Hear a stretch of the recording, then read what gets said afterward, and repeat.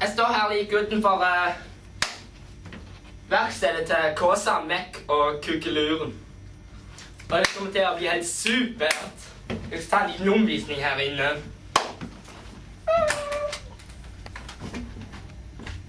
Jeg er så heldig å få fått omvisning her inne.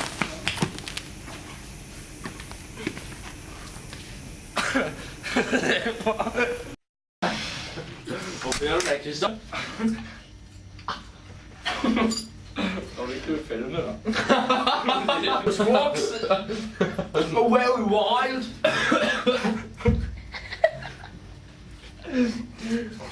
Beautiful animal.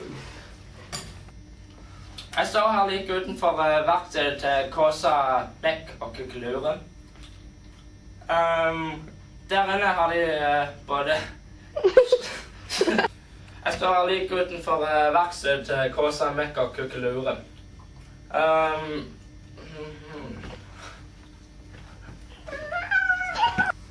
Jeg står her like utenfor verkstedet til Kåsa, Mekk og Kukkeluren. Og nå skal vi begynne å ta en litt...